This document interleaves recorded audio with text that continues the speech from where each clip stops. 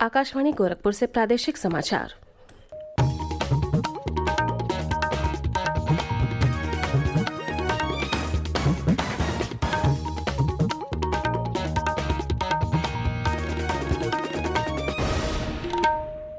नमस्कार, समाचार बुलेटिन के साथ मैं सोनी निगम।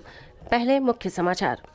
प्रधानमंत्री नरेंद्र मोदी ने नई राष्ट्रीय शिक्षा नीति की प्रशंसा करते हुए कहा, ये वैश्विक मानकों के अनुरूप अत्याधुनिक नीति है। केंद्र सरकार ने केंद्रीय माध्यमिक शिक्षा बोर्ड की 10वीं की परीक्षा रद्द और 12वीं की परीक्षा स्थगित की। प्रधानमंत्री ने कहा, विद्यार्थियों का हित सरकार की मुख्य प्राथमिकता। प्रदेश के 18 जिलों में पंचायत चुनाव के पहले चरण का मतदान अब से थोड़ी देर पहले हुआ शुरू। मतदान शाम 6 बजे तक चलेगा। और प्रदेश में पिछले 24 घंटों में कोरोना संक्रमण के 20,510 नए मामले सामने आए। सक्रिय मामले हुए 1,11,835।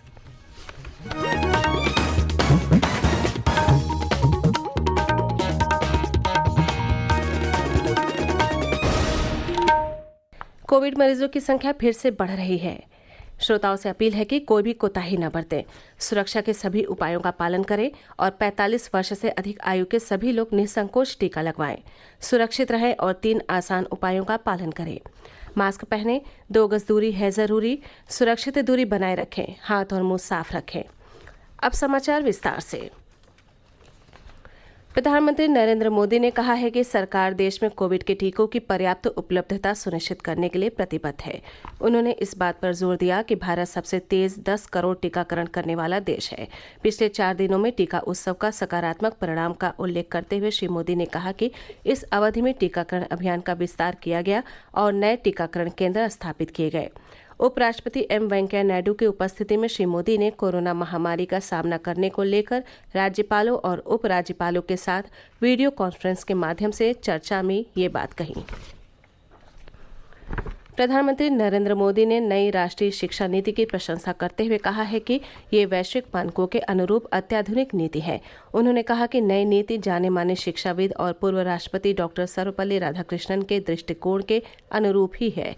कल भारतीय विश्वविद्यालयों के संघ की राष्ट्रीय बैठक तथा कुलपतियों के राष्ट्रीय सेमिनार में वर्चुअल माध्यम से श्री मोदी ने कहा कि केंद्र देश में संस्थागत और शैक्षिक मजबूती पर ध्यान दे रहा है। नई राष्ट्रीय शिक्षा नीति में एनईटीएफ का भी प्रावधान है, जो शिक्षा में टेक्नोलॉजी के ज्यादा से ज्यादा इस्तेमाल पर जोर देता है। हम ये चाहते हैं कि सारी यूनिवर्सिटीज मल्टी डिसिप्लिनरी बने। हम स्टूडेंट्स को फ्लेक्सिबिलिटी देना चाहते हैं, जैसे इजी एंट्री एग्जिट और एकेडमिक बैंक ऑफ क्रेडिट बनाकर आसानी से कहीं भी कोर्स पूरा करना। इन सभी लक्ष्यों को प्राप्त करने के लिए देश की हर यूनिवर्सिटी को साथ मिलकर एक दूसरे से तालमेल बिठाकर काम करना ही होगा। श्री मोदी ने कहा कि बच्चे विशेष क्षमताओं से संपन्न होते हैं। संस्थागत मजबूती के साथ उनके संकल्प शक्ति को बल देने से उन्हें मानसिक और नैतिक रूप से मजबूत बनाया जा सकेगा। प्रधानमंत्री ने युवाओं और उनके कौशल पर ध्यान देने की आवश्यकता पर जोर देते हुए कहा कि आत्मनिर्भर भारत का सपना केवल युवाओं के सक्रिय योगदान से ही हासिल किया जा सकता है।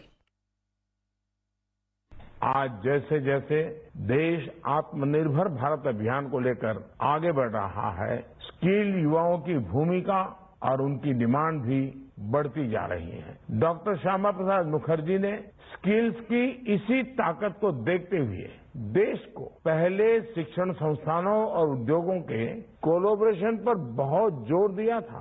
आज तो देश के पास और भी असीम अवसर हैं और भी आधुनिक दौर के नए नए उद्योग हैं। Artificial intelligence, internet of things और बिग डेटा से लेकर 3D printing, virtual reality, robotics, आज दुनिया में भारत फ्यूचर सेंटर के रूप में देखा जा रहा है। भारत रत्न बाबा साहेब डॉक्टर भीमराव अंबेडकर का उल्लेख करते हुए श्री मोदी ने कहा कि उनकी सीख से देशवासियों को शांति तथा सफलता के मार्ग पर चलने में मदद मिली है। केंद्रीय माध्यमिक शिक्षा बोर्ड सीबीएसई की 12वीं की बोर्ड परीक्षा स्थगित और 10वीं की परीक्षा रद्द कर दी गई है। प्रधानमंत्री नरेंद्र मोदी ने कल नई दिल्ली में केंद्रीय शिक्षा मंत्री और अन्य वरिष्ठ अधिकारियों के साथ बैठक में ये फैसला किया। ये परीक्षाएं अगले महीने होनी थी। प्रधानमंत्री ने कहा कि विद्यार्थियों का हित सरकार की शीर्ष प्राथमिकता है। केंद्र सरकार ये सुनिश्चित करेगी कि उनके स्वास्थ्य का पूरा ख्याल रखा जाए और साथ ही उनकी पढ़ाई का भी नुकसान न हो। कोविड की मौजूदा स्थिति, स्कूलों के बंद होने और बच्चों की सुरक्षा के मद्देनजर ये कदम उठाया गया है। आकाशवाणी के साथ विशेष बातचीत में शिक्षा मंत्री रमेश पोखरियाल निशंक ने कहा कि 1 जून को कोविड की स्थिति की समीक्षा के बाद 12वीं की परीक्षा की तिथि के बारे में फैसला किया जाएगा। इंटर की जो परीक्षाएं अभी 31 मई तक स्थगित की जाए। 1 जून को फिर आगे बताया जाएगा कि जो भी समय और परिस्थितियां होंगी उनकी सुरक्षा और उनके भविष्य, इन दोनों को देखते हुए आगे की तिथियों को तय किया जाएगा। परीक्षा आयोजित करने में कम से कम 15 दिन पहले सूचना दी जाएगी। श्री निशंक ने कहा कि 10वीं कक्षा के अंक बोर्ड द्वारा विकसित प्रक्रिया के आधार पर दिए जाएंगे और अगर कोई विद्यार्थी अंकों से संतुष्ट न हुआ तो उसे स्थिति अनुकूल होने पर परीक्षा देने का अवसर दिया जाएगा। कई राज्यों ने बढ़ते कोरोना संक्रमण के मद्देनजर CBSE बोर्ड परीक्षाएं रद्द करने की मांग की थी। प्रादेशिक समाचार आप आकाशवाणी गोरखपुर से सुन रहे हैं। प्रदेश के 18 जिलों में आज पंचायत चुनाव के पहले चरण के लिए मतदान अब से थोड़ी देर पहले शुरू हो गया है। मतदान शाम 6 बजे तक जारी रहेगा। मतदान के दौरान कोविड प्रोटोकॉल का सख्त पालन राज्य निर्वाचन आयोग द्वारा राज्य में बढ़ते कोविड मामलों के कारण जारी किया गया है। हमारे संवाददाता ने बताया है कि 18 जिलों में 3 करोड़ 18 लाख से अधिक मतदाता अपने मताधिकार का प्रयोग करेंगे और 51,176 पोलिंग बूथ इसके लिए तैयार किए गए हैं। प्रदेश में कोरोना संक्रमण के मामलों में लगातार बढ़ोतरी हो रही है। पिछले 24 घंटों के दौरान राज्य में कोरोना संक्रमण के 20,510 नए मामले सामने आए हैं।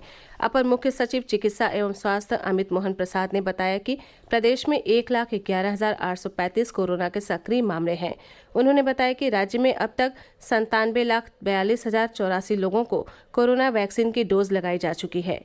अपर मुख्य सचिव सूचना नवनीत सहगल ने बताया कि मुख्यमंत्री के निर्देश पर लखनऊ, प्रयागराज, कानपुर तथा वाराणसी में कोविड संक्रमण को देखते हुए बेडों की संख्या में बढ़ोतरी की गई है।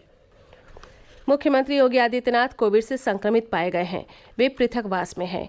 एक ट्वीट संदेश में श्री योगी आदित्यनाथ ने कहा कि उनकी जांच रिपोर्ट पॉजिटिव आई है और वे अपना इलाज करवा रहे हैं। मुख्यमंत्री कार्यालय के कुछ अधिकारियों के संक्रमित होने के बाद मुख्यमंत्री पृथकवास में चले गए थे। समाजवादी पार्टी अध्यक्ष अखिलेश यादव भी कोरोना संक्रमित हैं। ट्वीट संदेश में श्री अखिलेश यादव ने कहा कि कोविड पॉजिटिव रिपोर्ट आने के बाद वे आइसोलेशन में हैं। उन्होंने पिछले दिनों में मुलाकात करने वाले लोगों से कोविड जांच कराने को कहा है। प्रदेश में 3 जिलाधिकारियों सहित भारतीय प्रशासनिक सेवा के 1 दर्जन वरिष्ठ अधिकारी भी संक्रमित पाए गए हैं। मुख्यमंत्री की 11 सदस्यीय टीम के कुछ वरिष्ठ अधिकारी भी कोविड संक्रमित हैं। पोषण के बारे में जनता में जागरूकता लाने के लिए सरकार ने आहार क्रांति अभियान शुरू किया है। इसे आहार से जुड़ी इस विशेष समस्या, खासतौर पर खुशहाली के बावजूद भोजन से संबंधित कुपोषण से निपटने के लिए शुरू किया गया है। भारत सहित विश्व भर में ये समस्या महसूस की जा रही है। अध्ययनों से पता चलता है कि भारत में कैलोरी के लिहाज से जितने कृषि उत्पादों की जरूरत है उससे दुगना उत्पादन होता है, लेकिन इसके बावजूद देश में कुपोषण की समस्या बरकरार है। समृद्धि के बावजूद भुखमरी की इस अजीबोगरीब समस्या का कारण लोगों में पोषण के बारे में जागरूकता की कमी है। इसी बात को ध्यान में रखते हुए आहार क्रांति अभियान शुरू किया गया है। इस अभियान का आदर्श वाक्य है, उत्तम आहार उत्तम विचार। आहार क्रांति अभियान का शुभारंभ करते हुए केंद्रीय स्वास्थ्य मंत्री डॉक्टर हर्षवर्धन ने कहा कि जब देश कोविड-19 महामारी का प्रकोप झेल रहा है तो इसके दुष्प्रभाव को कम करने में संतुलित आहार की विशेष भूमिका है। उन्होंने इस बात पर जोर दिया कि संतुलित आहार के महत्व के बारे में जागरूकता पैदा करना आज पहले के मुकाबले कहीं अधिक जरूरी हो गया है।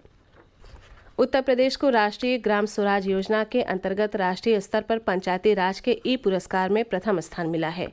ग्राम पंचायतों के कार्यों में पारदर्शिता लाने तथा इनके प्रभावी अनुश्रवण के लिए प्रदेश को ये सम्मान मिला है। निदेशक पंचायती राज किंजल सिंह ने ये जानकारी दी।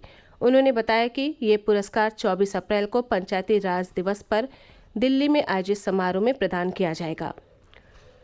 और अब अंत में मुख्य समाचार एक बार फिर।